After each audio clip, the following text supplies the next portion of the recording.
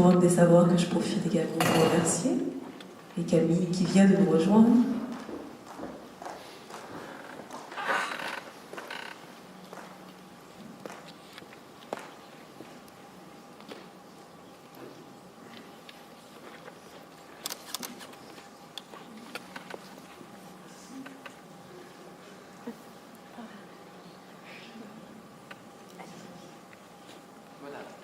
Madame. Oui. En vous écoutant, en fait, j'avais peut-être plusieurs questions, mais enfin, je vais essayer de faire vite. Quand vous parlez du récit, vous dites l'importance de passer par le récit pour exprimer l'amour.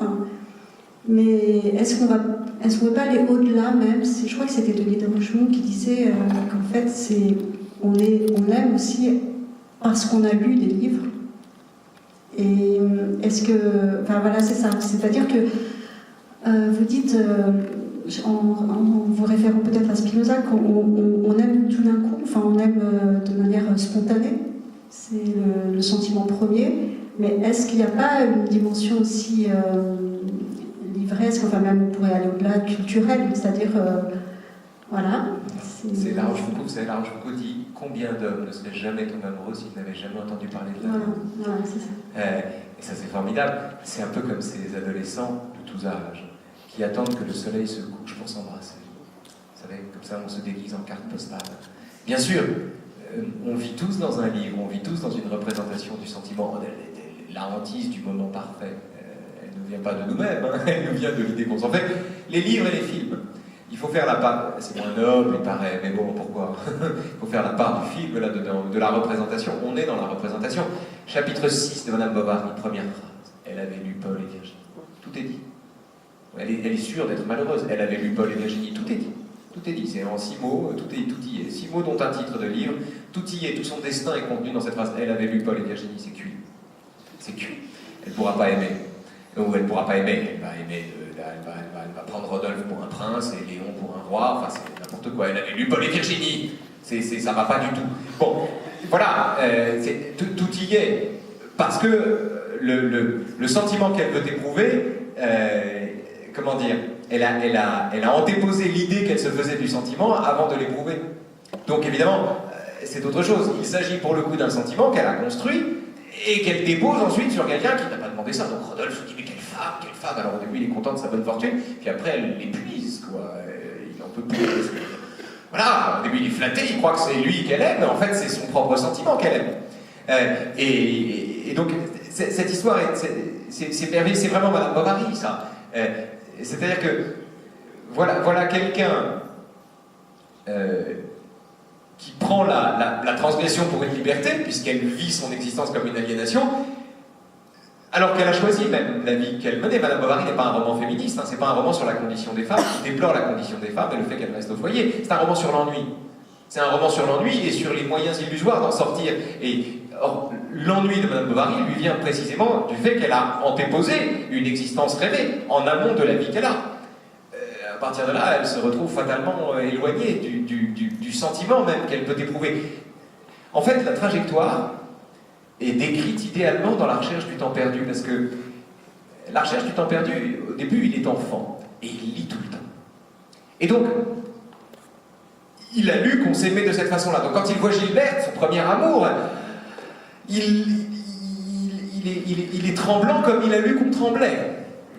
Et il vit comme ça. Et de la même manière, quand il rencontre quelque chose dans le monde dont on lui a parlé avant, sa propre rêverie, son propre imaginaire s'est tellement emparé de la chose que quand on lui parle de la ville de Balbec, il imagine une cathédrale gothique fouettée par le vent et les vagues, alors que c'est une petite ville, une petite bicoque, bon voilà. De la même manière, quand on lui parle de la star de l'époque, la Sarah Bernhardt, la Berma, il imagine un être sublime et puis il voit arriver un humain sur scène, donc il est déçu. C'est quelqu'un qui est constamment déçu par le contact du réel avec le rêve, en fait, du rêve qui le précède avec la réalité qu'il rencontre. Et puis, il apprend progressivement à chérir le réel qu'il a d'abord déçu, et à retrouver, et à comprendre, in fine, que le réel est infiniment plus vaste que l'imagination qui le précède. Et en fait, c'est la conquête de la capacité d'aimer qui est en jeu dans l'histoire. C'est de la capacité d'aimer, c'est-à-dire de la capacité de se laisser dicter son sentiment par ce qu'on rencontre, plus que par ce qu'on croit en savoir. Et il en va de l'amour de la vie comme de l'amour des autres, dans ces cas-là. Le sentiment qu'on éprouve, qu'est-ce qui fait du sentiment que j'éprouve quelque chose d'absolument mien? Comment est-ce que je peux me l'approprier? Pourquoi faut-il que j'en passe par tant de lectures nécessaires? À quel oubli dois-je parvenir? À quel oubli de tant de livres dois-je parvenir pour finir par aimer en mon nom?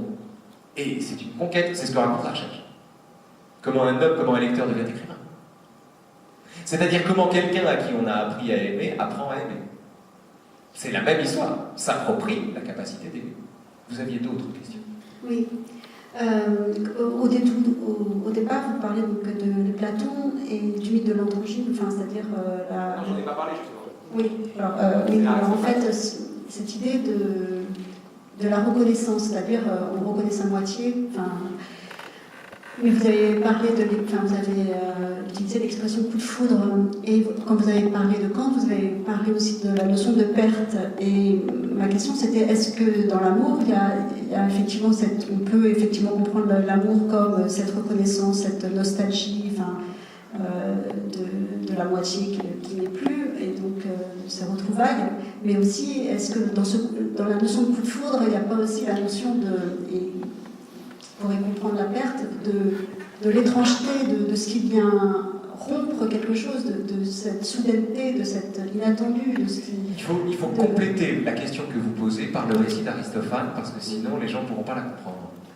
Ce que vous dites, pardon, quand vous parlez de l'androgyne, là, en fait il y a deux choses. Il y a l'idée, chez Platon, de la reconnaissance. Ça marche avec les objets, le déjà vu. Ça marche avec les individus, l'émotion, qui s'empare de quelqu'un qu'on ne connaît pas et qu'on reconnaît quand on le voit. Platon permet de penser ça. Ça marche avec le monde de façon générale. Ça marche surtout avec l'expérience qu'on peut avoir de son propre savoir. Quand vous donnez un cours de philo, par exemple, vous parlez à des élèves et vous dites quelque chose et vous sentez soudain que vous visez juste. Non pas parce que vous leur apprenez un truc qu'ils ignorent, mais parce que vous mettez le doigt sur un truc qu'ils savent et auquel ils ne pensaient pas.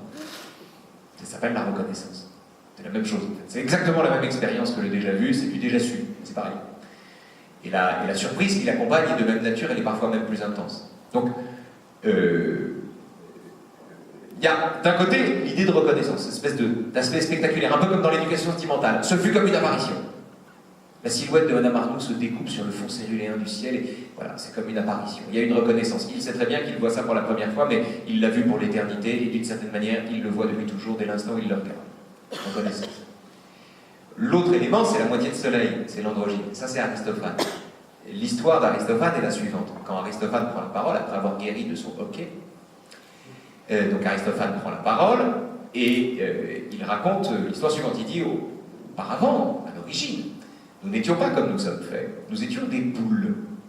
Nous étions des boules composées de 4 bras, 4 bancs, 4 jambes, et des organes de la génération, et 2 têtes. Et comme on était des boules, comme on était boulaires, on avançait en roulant. Et on était très forts, on était très puissants, on était des boules très puissantes à tel point qu'on a voulu prendre d'assaut l'Olympe et remplacer les dieux.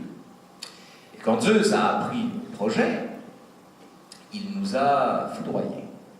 C'est-à-dire littéralement, il nous a envoyé un coup de foudre. Et le coup de foudre divin a eu pour effet de nous couper en deux. Les boules ont été coupées en deux, nous avons été séparés de nous-mêmes. Et là-dessus, Dieu a mandaté Apollon, Dieu médecin, pour guérir cette cicatrice. Et qu'a fait Apollon? Il a repris les peaux, il a cousu, il a fait un nœud et on a appelé ça le nombril. Le nombril est apparu avec la disparition de sa moitié. Il y a des implications là, métaphoriques tout à fait évidentes et intéressantes, je crois. Le nombril est apparu, l'apparition du nombril dans le récit de Platon est consécutive à la disparition de la meilleure moitié de moi-même. Moi. Et à l'occasion d'un coup de foudre. Et ensuite, il dit, comme on cherche notre moitié, eh bien, les humains erraient, désespérés, à la recherche de leur moitié. Zeus, pris de pitié, a donc mis sur le devant, je ne sais pas ce qu'il veut dire par là, mis sur le devant les organes de la génération. et a permis aux humains de s'emboîter un petit peu, quelques instants, avec grand plaisir, grande félicité. Et en fait, de côtoyer quelques instants dans le temps de leur vie, quelques instants par jour s'ils veulent, l'illusion de ne faire plus qu'un avec sa moitié. Donc de retrouver ce sentiment-là, sous la forme d'une nostalgie. Ce qui permet d'ailleurs, ce qui jette un jour très nouveau et très intéressant sur l'espèce de mélancolie qui peut saisir deux personnes, pas seulement l'homme, qui ont fait l'amour. Parce que l'enjeu est aussi d'expérimenter une fusion et en réalité de réaliser l'abîme. Le moment où les corps s'éloignent, est un des moments les plus importants, naturellement, c'est à ça qu'il faut survivre. Le moment où les corps s'éloignent, le moment où les corps se défont, le moment où les râles solidaires sont remplacés par des soupirs de satisfaction égoïste, si vous voulez. Le moment où on en revient à soi, le moment où chacun se refait un bon petit égoïsme. Ce moment-là est propice à une immense tristesse dans la mesure où il renseigne sur le fait que nous n'avons fait que singer l'abîme dans l'étreinte. Et au passage, d'ailleurs, l'anagramme d'étreinte, c'est éternité. Ça ne s'invente pas, il n'y a que le français pour trouver des trucs pareils. Mais le dépit qui suit l'étreinte en dit plus long sur notre dépit d'exister, puisqu'il nous renseigne sur l'incapacité dans laquelle nous sommes de ne faire qu'un avec l'autre. Et à partir de là, toute une série de problèmes se posent, et de là le mythe de l'androgyne, puisqu'il y a, parmi les boules chez Aristophane, il y a les hommes-hommes, il y a les hommes-femmes, et puis il y a les androgynes. Donc il y a les trois instances qui sont présentes, et l'androgyne aux yeux d'Aristophane est intéressant, puisqu'il compose une forme de complétude, au fond, une forme de complétude perdue, si vous voulez, à sa manière, la façon, le simple fait enfin, c'est encore une autre histoire. Mais ce qui est passionnant ici, ce que je veux juste vous dire, c'est à quel point, depuis cette histoire, nous vivons parce que nous-mêmes sommes pétris de cette histoire. Et c'est pour vous donner raison sur le poids des lectures. Parce que l'Occident est tout entier pétri de cette histoire, le signe distinctif de l'Occident, c'est de vivre la solitude comme une séparation. Nous sommes incapables d'envisager la solitude comme une plénitude. Nous sommes obligés d'envisager la solitude comme une déchirure, comme une séparation. On ne peut pas penser la solitude autrement, parce qu'on est formé par ce livre, parce qu'on est formé par cette histoire. Quand bien même qu'on l'ait lu ou pas, ça n'a aucune importance. Le livre se diffuse, cette vision du monde se diffuse. Les philosophes ne sont que les interprètes des façons les plus générales de penser, au fond. Et en l'occurrence, cette façon si répandue d'envisager le sentiment amoureux nous est dictée à la fois par notre rapport au monde, mais aussi par la lecture d'un livre qui a ancré ce rapport au monde à une région du monde qu'on appelle l'Occident, dont la Grèce est le cœur. Et c'est pour ça qu'on ne peut pas vivre la solitude autrement que comme une séparation. C'est venu de là. C'est venu de là. Donc nous sommes tous un peu les Madame Bovary, si vous voulez. On n'a pas lu Paul et Virginie, on a lu le banquet, c'est pire.